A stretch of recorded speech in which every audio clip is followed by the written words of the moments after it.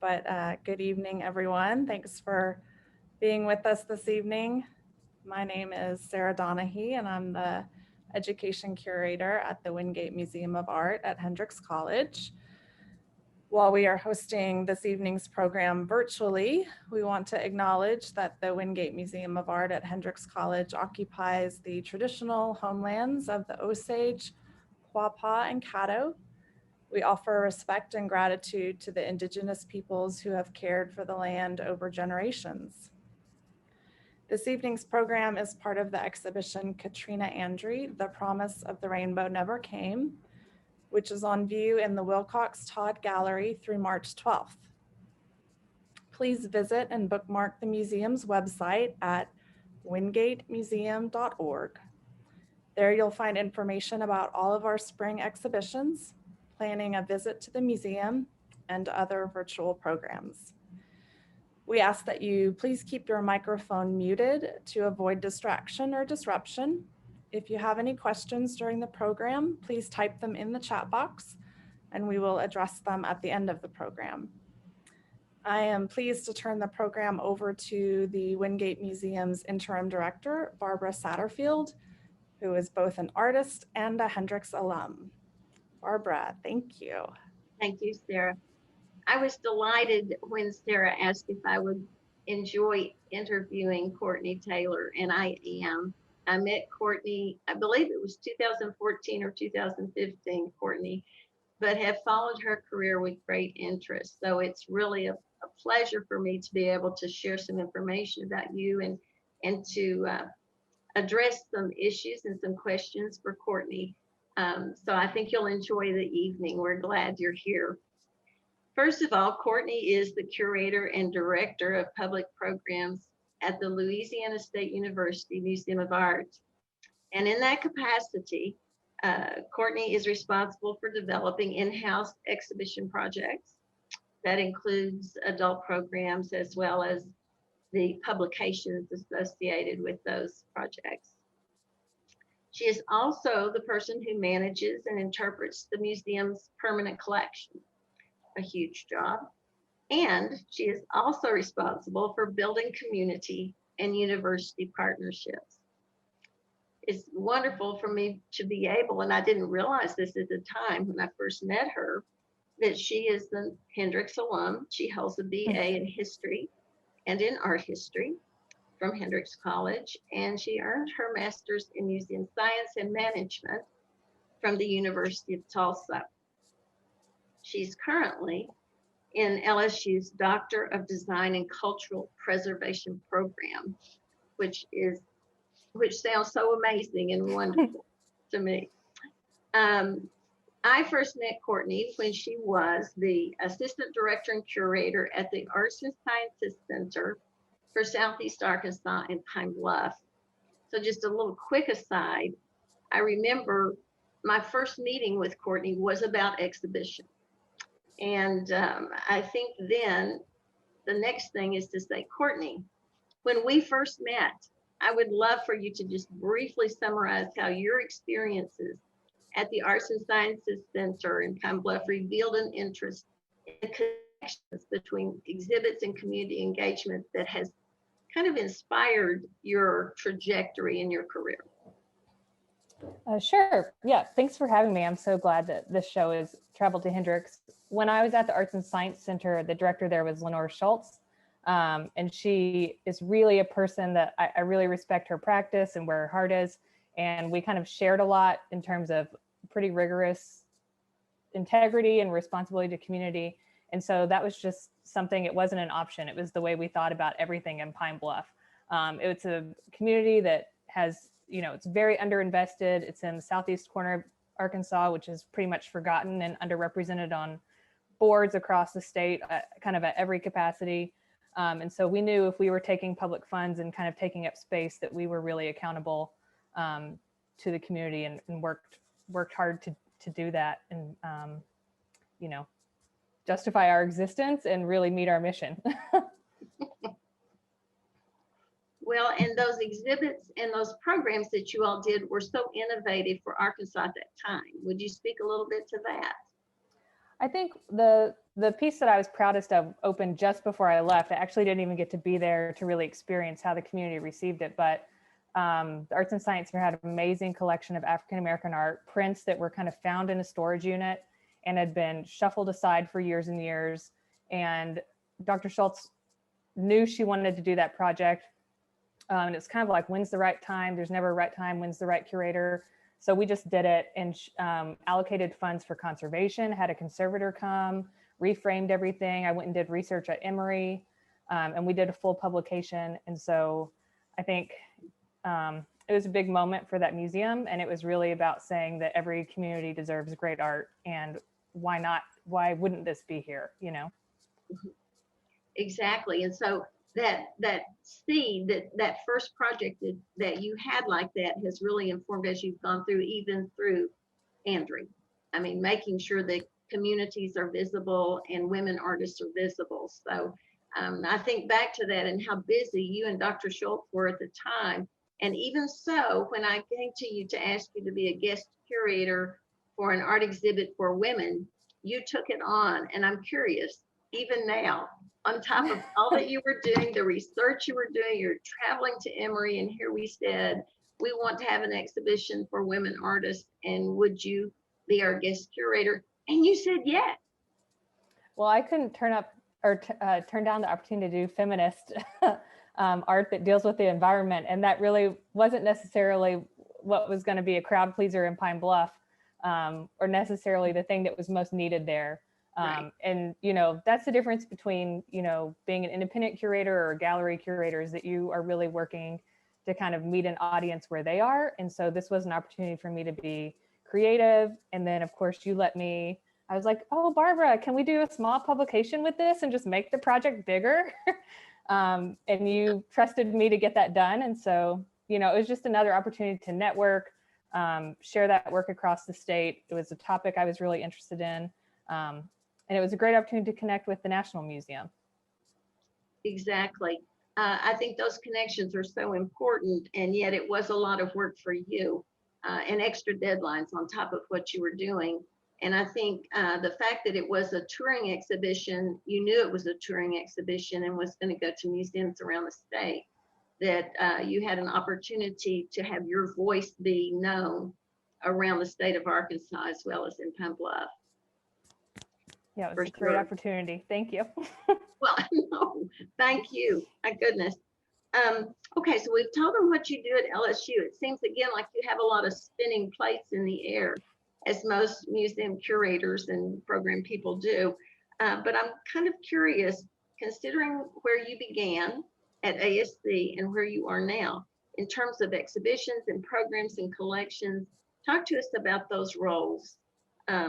In terms of your institution and strategic goals, what are you looking for? What are you wanting to do with your position? You know, the first few years I was in this job, I started at LSU in 2016. It was kind of, there was a lot of change. There'd been a lot of staff turnover. And it was really about establishing an exhibitions program, and kind of building connections. We needed to rebuild that connection with the university and with the community. We're actually located downtown, so we consider like our mission very dual in serving both of those kind of stakeholders. So I feel like there have been phases where I was really focused on exhibitions program, developing a traveling exhibitions program too, to help generate income, spread LSU's name, you know, for strategic reasons, and then focused on programming for a year or two. And now we're really shifting into collections and really thinking a lot about structural change. I'm the only curator there, and I'm very much a generalist.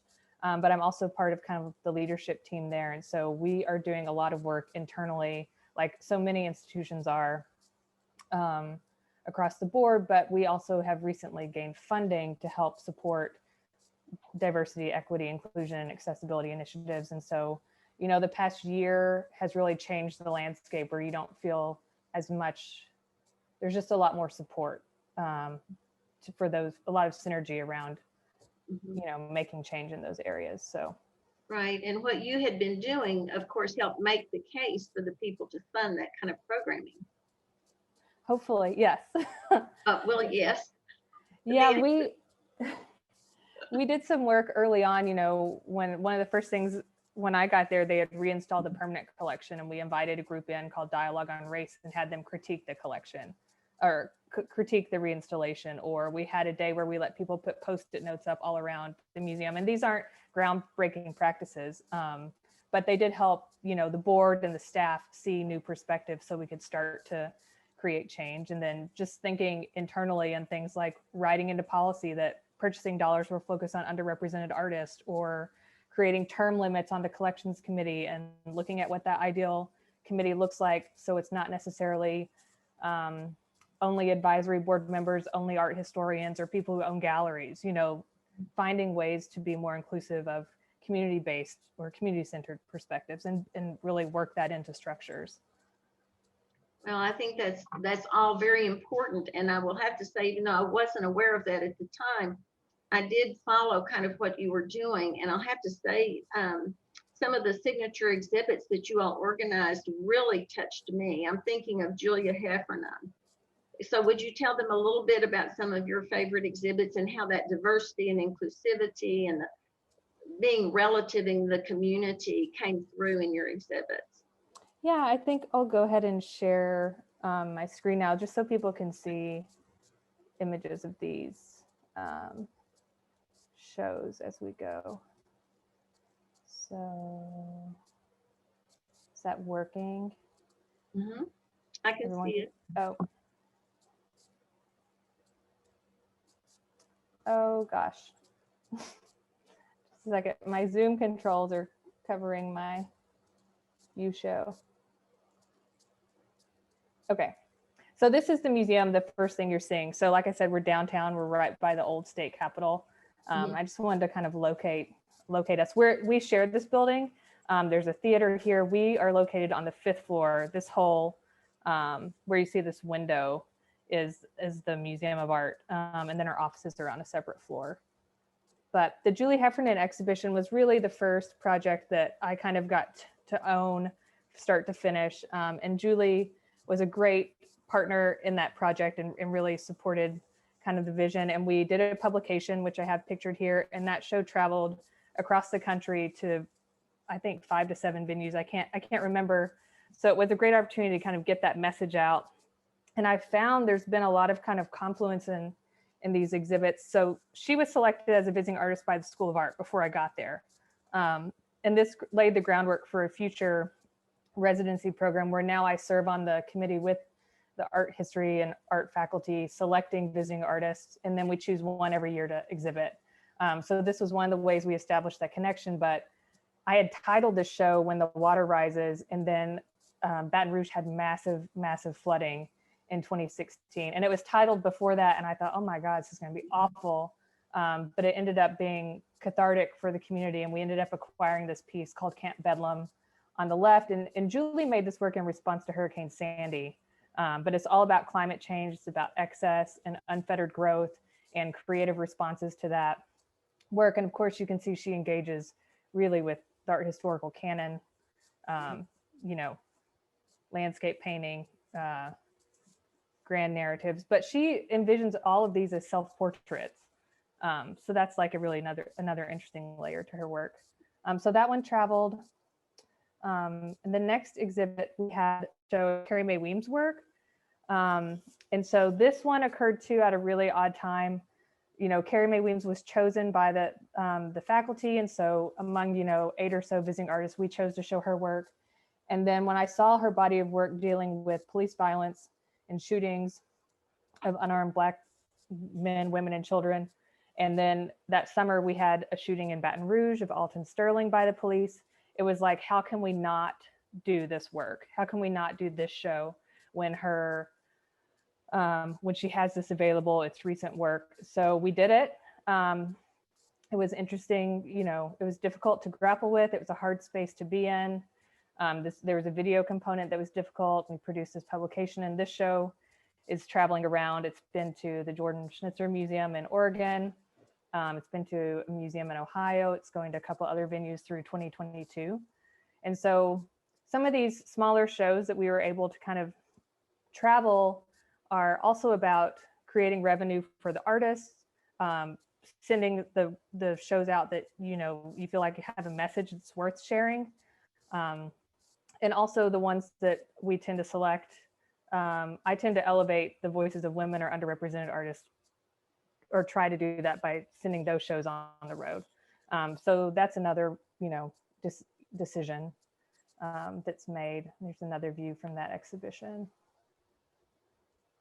And then here's the Katrina Andrews show, and she's an LSU alum.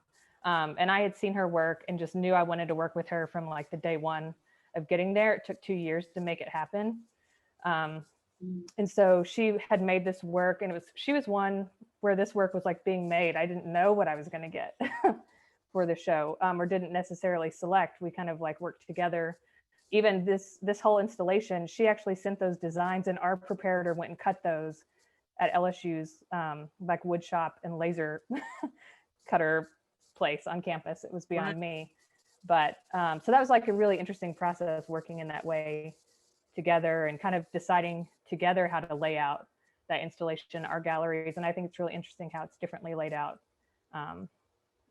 in the Wingate Museum. Mm-hmm. Well, I really love your whole thought about diversity and inclusion and social relevance and that kind of thing. And I'm just kind of curious, is there an exhibit theme that you think hasn't been addressed, or that you think needs ongoing interpretation? I mean, is there something that isn't being done that you're thinking of? That I know where I feel like I'm falling short is working in more of a social practice paradigm. And that is something where there's more co-creation and it's more locally community-based, or a visiting artist comes in. And I think part of the difficulty around that is that we're part of this nonprofit industrial complex. And, you know, I have 15,000 square feet of galleries and I'm one curator, and they need to turn over quickly. So I don't get to devote as much time to research. You know, a lot of times we're really in go mode, changing exhibits out. So working with faculty curators as guest curators is one way of doing that, but I hope to create more space. It's really about time, and it's the structural, you know, organization where there's support built in for us working in that way, and making those connections and meeting with the community and listening, and then making a plan, rather than going and saying, here's what we're doing, get on board. Yeah. Just out of curiosity, do you have a staff? I mean, do you work with work study students, or do you have art handlers and installers that help you turn over those exhibits in 15,000 square feet? We have 9,000 devoted to permanent collection to try and slow things down. So there aren't as many changing exhibitions. There are 10 full-time staff, and there are 4 in the curatorial department. So we have a registrar, a curatorial assistant, a preparator, and me. Mm-hmm. And then we have one educator who carries an amazing and a huge load to do all the community outreach that we do. So, and then grad assistants and student workers. Yeah, student workers are our front desk workers. Right. You mentioned something about of, by, and for all. Yeah, of, by, for all is this change network. So Nina Simon is someone who wrote the Participatory Museum. She had a Museum 2.0 blog for years. People followed, but she started, that may not be the exact way to describe that, but she, you know, is part of this group called Of, by, for all, just like the name suggests. It's really about looking across your board, your staff, who your collaborators are, your partners, and working toward co-creation rather than, you know, kind of serving things up. Mm-hmm. So it really is about unlearning, curiosity, radical partnership, and teaches you as a museum professional to be kind of a community organizer at the same time. So it's a year-long program that we're pretty invested in. We're in the middle of it now, and you kind of create a change plan, but it's all around, you know, diversity, equity, inclusion, access initiatives, but teaching you how to put that in action, you know. Right. You mentioned Letitia Huckabee. Yeah, and I don't think I included her in the PowerPoint. Letitia Huckabee is she's on exhibition right now, and she's probably the next show that I'm hoping to travel around. And that show was really great. It's very Louisiana focused. So her family lineage is in Louisiana. And I think I actually do have a picture here. This actually, the bottom right, that's her family with a photo of Jessie Washington, her grandmother. And she traces her family lineage to a plantation in East Feliciana Parish. And so that is an altarpiece that she created of her grandmother, and who actually we found out during the process of the exhibit, because she was talking to her mother, worked at LSU in one of the sorority houses, which makes this even more meaningful, because on the left, you can see kind of our museum started as the Anglo-American Museum of Art and had a mission that was about preserving whiteness. And so we have those collections. We had the salon wall of British portraits and early American portraits. And so getting to kind of deinstall that and replace it with this woman who would have been overlooked, and she's in this composition, this language of the altarpiece with these pieced together kind of old master evocative frames, paired with those, that's a Joshua Reynolds, Thomas Gainsborough, William Hogarth piece to the on the right side, is really, it was just a meaningful moment that we were able to create recently to kind of contend with the gaps in our collection and the history of our museum. That's just fascinating. I'm so glad to get to see these images. It really brings it home.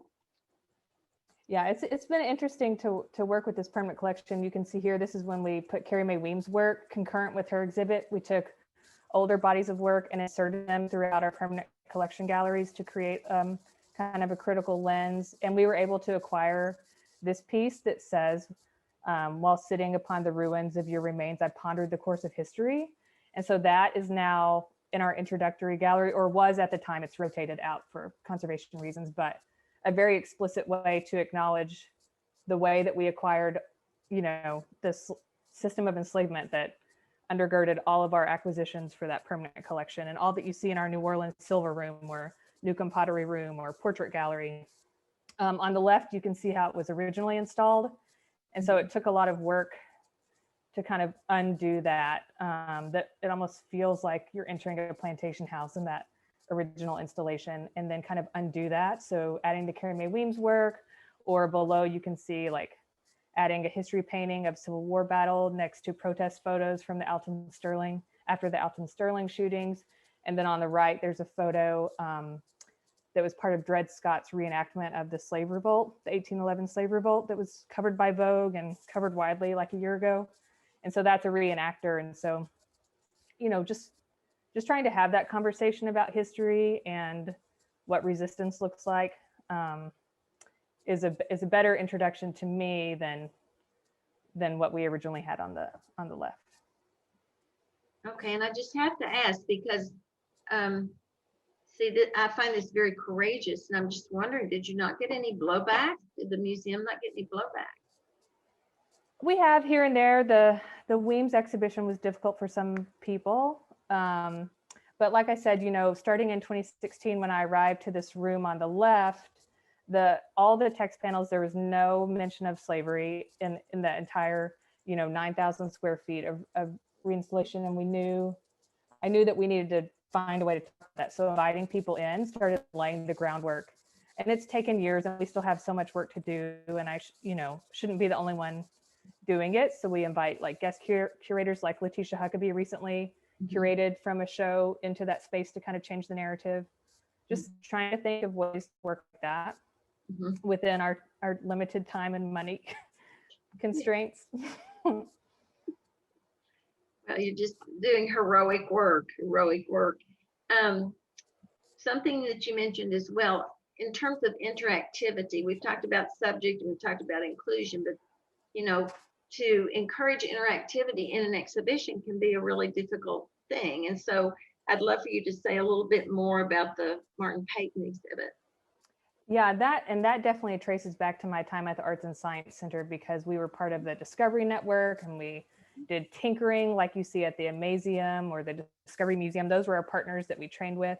And so I've tried to keep that present in my practice. I know a lot of museums want to keep like a pristine, aesthetically pleasing and didactic gallery with text panels, and then have a family gallery totally separately. And I try to work a little bit outside of that model. So I think there are ways to do it. You know, you tuck it in a corner, it's still there, but if you really design it in a way, it can be really aesthetically pleasing and really help viewers make meaning. I find that adults play with these things as much as kids do. You know, a lot of times on the face of it, it seems like it's for kids, but it's not. So we had these magnetic sculptures with kind of found hardware to mimic Martin Payton's improvisational style, because he makes sculpture with all found metal as it's found. And then also tried to have them kind of observe. He has really kind of clean modernist lines and have people observe that, and then do white chalk drawings that can be posted and kept in the gallery. And I think people love seeing how other people respond to art. So bringing that into the space really activates it. Well, it just makes it a community space, which is really nice. And every exhibit's different. You know, you get different levels of success with this. This was a jewelry show where you can see kind of the two main galleries, but then, and I think, you know, it had a pretty kind of high design, like everything was floating with custom mounts. I saw a jewelry show at the Met and was like, all right, team, we're going to figure this out. Everything has to float. So we cut all and polished all of this plexiglass ourselves and did all the custom mounts in-house with our registrar and preparator. So I have to give them tons of credit. But then we also created these kind of vanities where there were teachable moments, of course, connecting with art history. Or art elements and art principles. So they recreated a necklace that looked like one that was hanging in the gallery, and lessons were included there. So those are some examples of kind of interactivity built into the space. So like those drawers are open because people could reach into them and. Yeah, so they picked out the felt. There was like a Lego bracelet.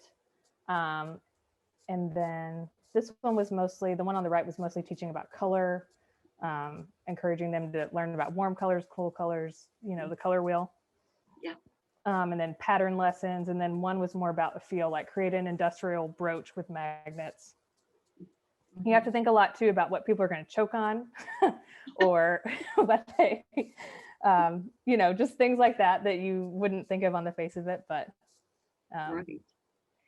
Well, the exhibits are wonderful. And I think that LSU Museum of Art has come a long way in terms of that kind of thing since you've been there.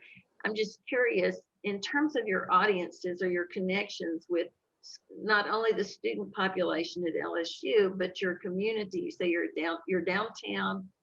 Who are your publics, so to speak, and how do you connect with them? That's always so hard because you want to reach everyone, but you know that there are like moments or certain shows that are going to speak to certain audiences more than others. So I included this as an example.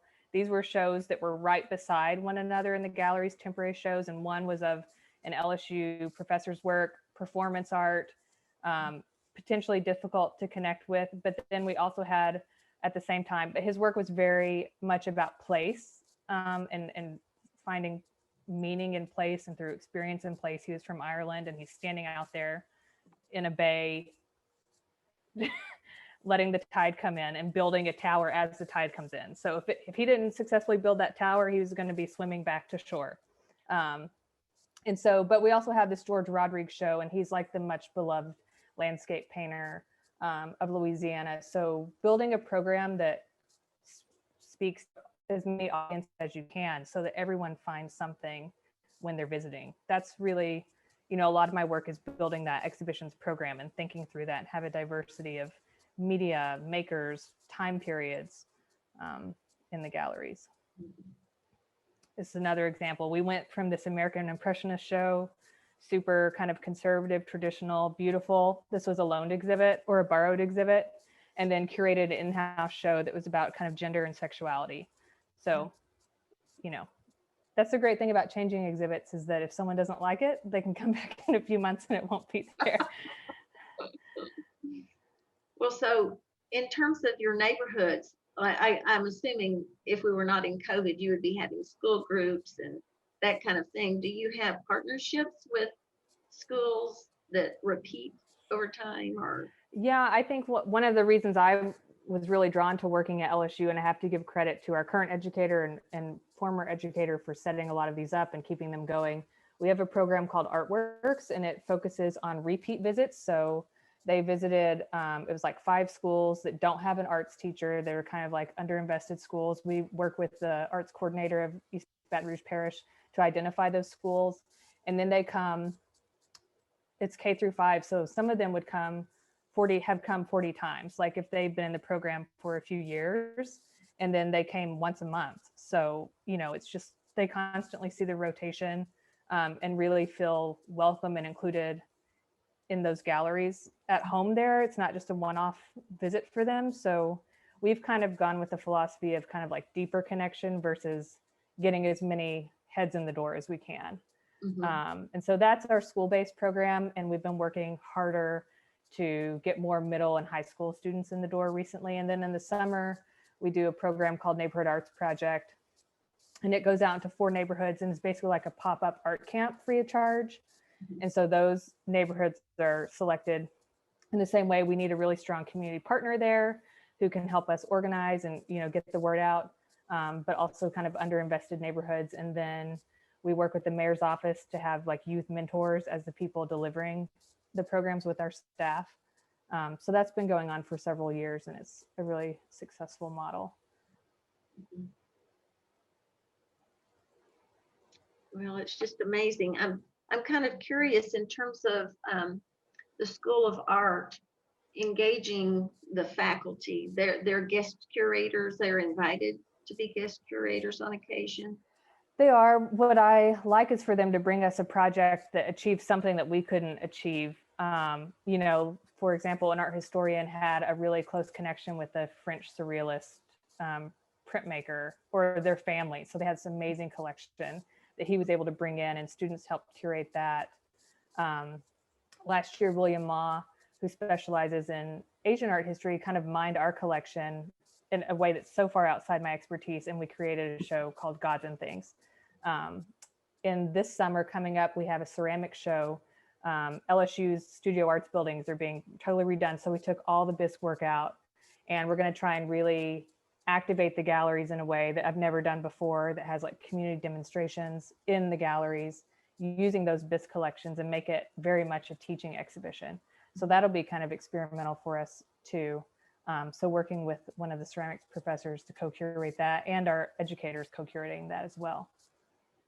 Well, do you ever run up against a more traditional museum philosophy saying you can't have that kind of thing in the museum because there are other artworks in the museum and, you know, that kind of thing? Definitely. So if you saw like the Martin Payton, for example, all of those white colored pencils were tethered to those drawing things. So you think about ways there are barriers, like it's hard for someone to go stab an artwork if they've got that. That was like a padded clipboard hanging on it. You can't have any wet media. That's why, you know, magnets for this sculpted metal activity, or you isolate something in a gallery. So that ceramic show is going to be concurrent with another ceramic show, which is kind of like a hardier media, you know, it's not going to get splattered on. And so if you can, you know, push those to one gallery, but it's always a conversation with the collections manager or the registrar now. And it's always about care versus access. That's like the constant, you know, battle. It is. It is. You just have to weigh each time individually and really think of creative solutions for what can be in the space safely. You know, I haven't been checking the chat. Sarah, have you been checking chat? Okay. I have, and Okay. You all feel free now. There's a lot here to ask about, so feel free. Let me see. Okay, so let's think in terms of the breadth of experience that you have gained. Let's just say since 2015. With that breadth of experience, is there something that you really foresee for yourself for the future? Something that you would like to do? I mean, here you've been in this position where you've been responsible for so many exhibitions, so many projects, so much outreach, and certainly we are the Wingate Museum of Art at Hendricks is thrilled to have been able to have Katrina's work. That's absolutely been a highlight for us. So I'm just kind of curious. You're an excellent writer. You obviously can organize exhibits for travel. You know how to deal with a permanent collection. What do you foresee for yourself? I mean, where do you go next? I've definitely gotten a lot of energy in the past year from working. We just announced last month an initiative for underrepresented artists, so kind of laying that groundwork. I'm excited about the acquisitions that we're have been able to add in the past year. And last year we focused that initiative, the funding solely on works by Black artists. So that's really exciting, but also working with that donor to set aside funds for a curatorial fellowship.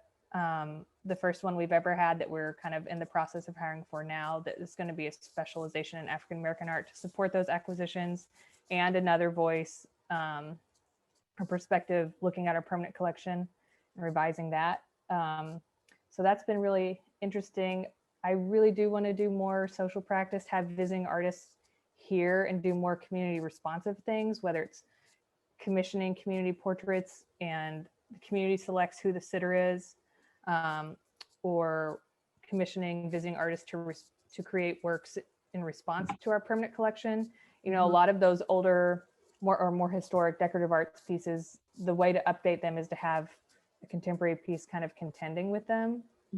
So I think for me, it's just, I want to focus more locally and be embedded more in the community in my practice here, rather than, you know, pulling as many projects as I can. You're familiar with Fred Wilson, are you not? And his Oh yeah, the mining the museum. Yes, mining the museum. That's that very same thing of enlivening things by contrasting them with contemporary or opposite production from social historical aspects. So my goal is to stay at a smaller, mid-sized museum. Someday probably come back to Arkansas. Well, you know, I want you back. I would love for you to come back to Arkansas. Arkansas would love to have you. I think what you've brought to your practice certainly has been something that I have admired for years, simply because I think for a long time museums were kind of thought of as the authority, and that museums kind of established what was desirable or what was culturally appropriate, and really not responding so much as to establishing a certain way of seeing things. And the whole thought of a museum being able to be responsive to community and responsive to issues and responsive to society and culture and all kinds of things makes it more of a lively institution to me. So I really congratulate what you all have done at LSU Museum of Art. It's impressive. Work in progress. Takes a village. Let's see. There's a question. Can you say more about your conversations with artists whose work you organize for exhibition? Particularly. What about Katrina? That's been, so we had that show in 2018 with Katrina. It was say more about your conversation with the artist. In what way? Like from the development phase? It's just like, you know, sharing ideas, learning about their work. I always ask them what they're reading, what inspired them, and then I go try and do a deep dive into their mind. I really enjoyed time with Martin Payton. He is an artist, for example, that I think just was kind of, there was no scholarship, like there's no publication on him before the book that the museum did. And he's a Louisiana-based artist who taught at the historically Black college in Baton Rouge for years and years. And, you know, he had shows here and there, but I loved getting to just get to know him and keep these friendships, you know, with like Julie and Katrina, and check back in with them here and there. And then be a part of sharing their work, you know, moving Martin's show around to other museums was really great. And then knowing that there's going to be a book that is searchable about him, I think is something that's good for our community and just kind of expanding the canon. For sure. Is the location of the museum downtown designed to engage more with the community? And what is the mission of the museum? How Well, do you balance the community audience versus the university audience? that's a tough thing. I have these formulas in my mind. I can be a little rigid on the math. I like to start with math in the galleries and assign a percentage. So I do things like say our permanent collection is mostly historic. So 2/3 of our traveling shows are going to be contemporary, 1/3 will be historic. And that's one way to kind of create balance, or, look at the demographics and think about every time, how are we moving across media? Who's had a solo show in terms of women or men? But balancing the campus versus the university, that's just different every time. We try and do one kind of blockbuster show a year that's very generally broadly appealing, and I'd be more apt to put that in the summer when fewer students are in town, and when the community is coming to visit the museum more, when people have time. But we have enough changing spaces that I feel like it's very easy to accommodate both. Sometimes the more politically aggressive shows or conceptually aggressive installation-based shows are a better hit with the grad students at the School of Art, but we always have something else paired with, just like I showed, like the Georgia Rodriguez versus the Malcolm McClay performance base. It's just making sure you have a range of things on view at every moment. We're 3 miles from the campus. So our hindrance is people don't want to pay to park downtown. Something. And being on the 5th floor of that building actually makes us surprisingly invisible to people. Yeah. Okay, so it's inspiring hearing how you connect with different aspects of the university and the surrounding community. In addition to working with professors as guest curators, do you engage with particular classes or broader curricular initiatives? I would say so, and we work really hard on that. That's another thing, just like community partnerships, university partnerships, it's about timing, getting the right person who's interested, who's gonna open that email and actually read it, going and setting up face-to-face meetings. All of that is really about time and relationships, and you have to invest in those. And so our educator, Grant Benoit, and I spend a lot of time doing that. He's been great at getting graduate students engaged. So we try to have them kind of co-create programming with us or lead it, community programming with us, be visiting artists at like our neighborhood arts project in the community where they develop their own project. And then we show what comes out of that in the galleries, in our young artist galleries, or, begging for curriculum integration is something that I do. You have to be, ahead of the schedule when professors are writing their syllabus. And knowing what your exhibit schedule is. But we have some luck, especially strong with the School of Art, and good connections with English and creative writing. That's really strong. We've been building bridges with the history department and anthropology. So we recently did a series of artist talks with our Southbound exhibit and invited those faculty to facilitate those conversations so that they would bring their students along too. So every project is different, and you just trying to reach out to the right people at the right time. Well, it's a lot of investment and time management, personal investment and time management in networking, seems like. Yes. For sure. Sarah, can you think of anything else that you would like to, let's see.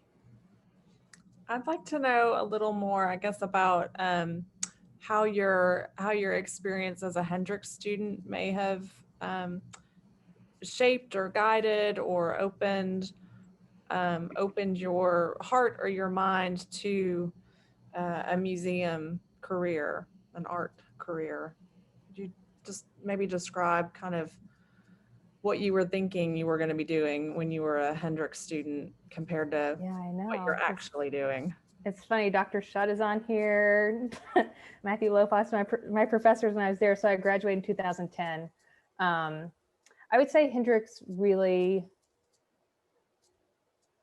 gave me the leverage. I mean, I came from a family. My mom's a preschool teacher. My dad works in a factory in maintenance. And I didn't understand until I got to Hendrix anything about internships or navigating graduate school or anything like that. And I would say internships were really integral in my ability to kind of move forward. I know my first internship was with a lawyer in Little Rock who was writing a book on the governor's mansion, and he only looked for interns at Hendrix. So if I hadn't been at Hendrix, I wouldn't have gotten that. And then, you know, he was a mentor for years and years. Wingate has kind of funded me along the way. I went to the University of Tulsa on a Wingate graduate assistantship and tuition remission. And it was because partially too, that program was brand new, and a woman named Hope, whose last name escapes me, was a Hendrix alum, and she came and recruited at Hendrix. Hendrix in London was kind of the moment when I decided I wanted to work in museums. And there was a professor there who assigned, as part of our British art and architecture class, that you wrote a paper on a piece of art, architecture, and then on an exhibit and how it operated. And that process really kind of made me like stop and think, and then know that I was just really kind of turned on by this whole meaning making process in a way that felt more creative than writing and being a historian to me, because I was a history major. I mean, Hendrix doesn't have an art history major. I had a minor. So it was interesting. You know, Hendrix allows you to really chart that path though, and kind of meander around. So is that a good answer? Yeah, it's a great answer. Thank you. Thanks for sharing that. I wonder if any students have any questions. We have a handful of students with us this evening. Is there anything that's come to mind for any of you or anybody else? It's all very, very interesting and inspiring, as Dr. Glick had said. That's true. I think the meaning making is the thing that comes to my mind, because from the very time that you decided to do exhibitions, it's about how do we make meaning and how do we help make the meaning more inclusive. It's, you know, that's the important thing to me. Yeah, I think the close relationship you have with professors at Hendrix and just taking the time in their offices, even if it's angsty every now and again, you don't get that at other universities. So, I mean, I can't undersell. I'll be paying for my Hendrix education forever unless there are amazing things that could happen with student loan debt, but I don't regret it. I love that word, angsty. Thank you for using that. I don't see any other questions in the chat. Barbara, is there anything else that you'd like to? I guess the only other thing that comes to my mind, we've had such good responses to the rainbow, what I call the rainbow show. Was there anything that you wanted else to say about that exhibition, or the formulation of that exhibit, or working with Katrina, that you felt like would make new meaning? I think one of the things the timing of that exhibit too, coming, you know, the 1619 project came out in the New York Times, and her work, of course, is all about the transatlantic slave trade. The book Zong, I don't know, I had suggested that as a resource. It's a book where a woman made poetry from a case where people threw a case where there's an insurance claim for people who were thrown overboard to get the insurance claim. And so she's like deleted words or reconstructed to make poetry for that. And that Katrina introduced me to that, I believe, or it was a professor at LSU. And combining that with thinking about the work was a really beautiful moment for me, or the way that that installation, when you stand in front of it, evokes empathy. I think there's a really interesting discussion too in that work about when is it too beautiful or too inviting that it doesn't make you reflect fully. I have seen some sorority girls jumping and taking photos in front of that installation piece in our galleries. And that was a moment of pause. You know, that was something that came up in Katrina's talk at LSU. And I think that's a pretty interesting discussion around that work. It's not necessarily specific to that work, but just thinking she's created all this this beauty, but you know, you also need to see that, you know, tragedy there. that people took an active role in. Tragedy is not even the right word. No, well, maybe the closest we can get tonight, but I understand what you mean. So having those discussions with Katrina, and then just like in her talk, all of the process was really interesting. Getting to be in her kind of downstairs basement studio. One time she would hate me for saying this, was talking to her and we pulled and messed up she was pulling a print while she was talking to me, and then it didn't register right, or it was backwards or something like that. Something like that. So getting to be part of that process when she was making it was really, interesting to see the different directions from knowing her previous bodies of work, to see that one come into form. Because it does shift too, because there are some digital backgrounds, and then the initial 3 prints don't include that digital cloudscape background, which also is when she got grant funding and got a large format printer. Wow. Well, it's a wonderful discussion, and thank you so much for sharing your perspective on so much of what you do.